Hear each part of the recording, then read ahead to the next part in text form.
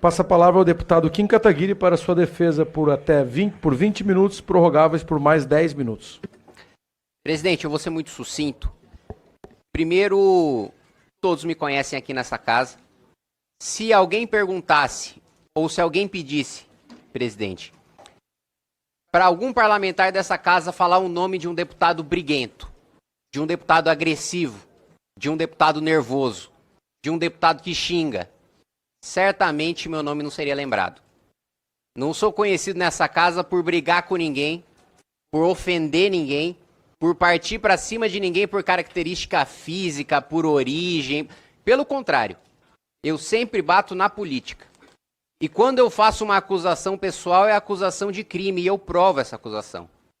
Já houve parlamentares nessa casa que me processaram no Supremo Tribunal Federal por calúnia. Eu sempre ganhei por apresentar a exceção da verdade. Tudo que eu falo, quando eu faço uma acusação contra o parlamentar, eu tenho capacidade de provar. E por isso que nunca perdi nenhum processo por calúnia movido contra mim, por parte de nenhum parlamentar nessa casa. Quando eu digo, e eu repito, porque trata-se de fato, e eu tenho capacidade de provar isso, na discussão da Lei Geral de Licenciamento Ambiental, que eu tive a honra de relatar durante 2 anos, que no licenciamento de Belo Monte, tribos indígenas receberam de 3 a 5 milhões de reais nas suas contas correntes. Receberam picape 4x4. Receberam centenas de cabeças de gado Nelore. Centenas de cabeças de gado leiteiro.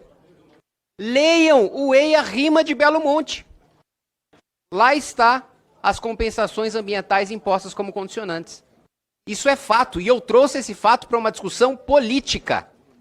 Eu nem me referi a nenhum parlamentar. Eu levantei esse fato da tribuna da Câmara dos Deputados. Não apontei o dedo para ninguém.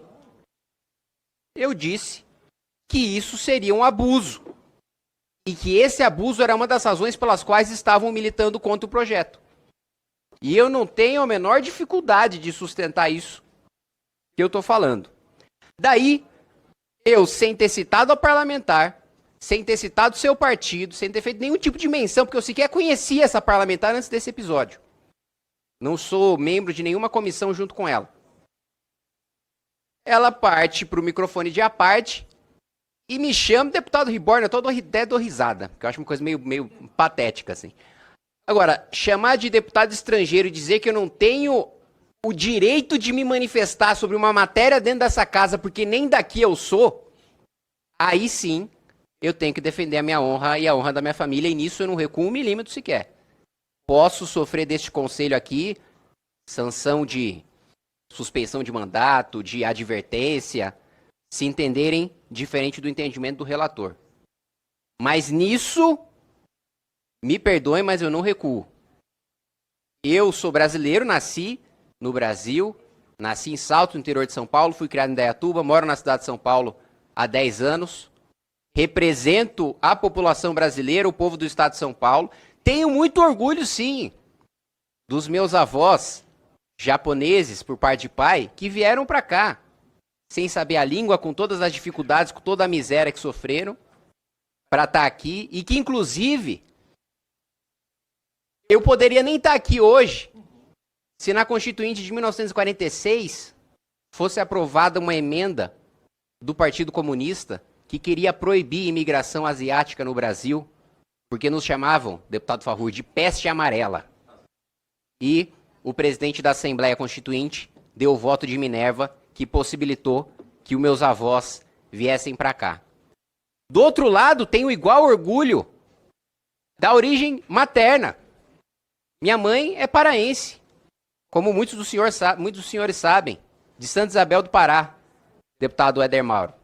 Passei parte da minha infância em Ananindeua, em Belém, e minha mãe tem origem indígena, italiana, portuguesa, e eu sou fruto da miscigenação que a maior parte do Brasil também o é. Como sei que alguns dos senhores, assim como eu, também gostam de estudar a história do Brasil, e sem dúvida nenhuma já tiveram oportunidade de ler Casa Grande Senzala, de ler Raízes do Brasil, de conhecer o conceito de homem cordial, que tem suas virtudes e os seus defeitos, mas o que eu quero reforçar aqui é que eu não tenho nenhuma vergonha de defender a honra do meu nome e o nome da minha família.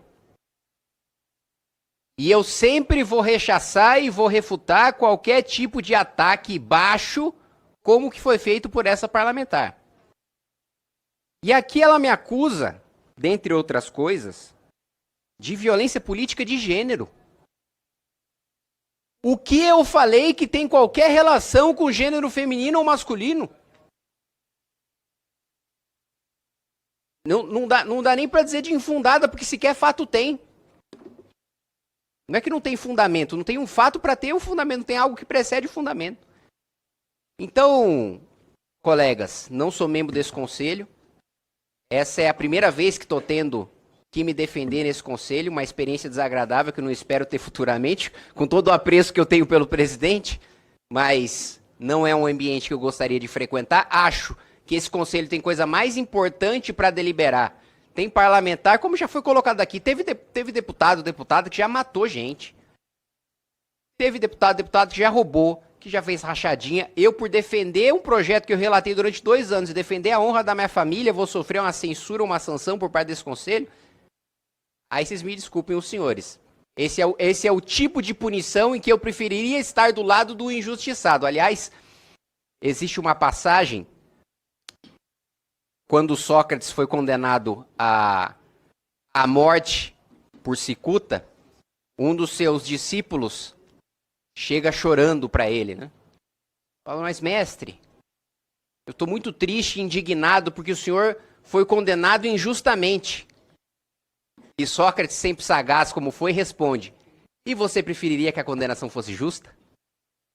Então, se for cometida uma injustiça contra mim aqui hoje dentro desse conselho, eu prefiro estar do lado daquele que é injustiçado do que daqueles que aplicam a penalidade injusta. Razão pela qual, e veja, eu sei que na sequência e na pauta da reunião há uma representação, que não fui eu quem fiz, contra a deputada Célia. Porque ela furou a mão do deputado Coronel Meira, que entrou na minha frente quando ela partiu para cima de mim. Não acho que nem ela, que furou a mão de um parlamentar, tem que ser caçada por causa disso. Porque de furar a mão de um deputado é absolutamente reprovável, inaceitável, mas pode ser punido com uma sanção menor do que uma cassação. Há outros instrumentos nesse conselho aqui para promover a punição. Agora, no meu caso, nem agressão física houve. Por menor que seja. Não houve nem injúria de fato. Então, razão pela qual eu peço o voto de cada um de vocês, não para me salvar, não para me proteger, mas, enfim, se dos fatos que eu coloquei aqui, se os senhores não acham que é relevante, quando atacarem a origem de vocês, a família de vocês, a honra da família de vocês, não acham que isso é relevante para a defesa de um parlamentar, aí eu vou ter o prazer de ter o voto contrário dos senhores. Se os senhores pensam o contrário, então eu peço que votem a favor do arquivamento do meu processo.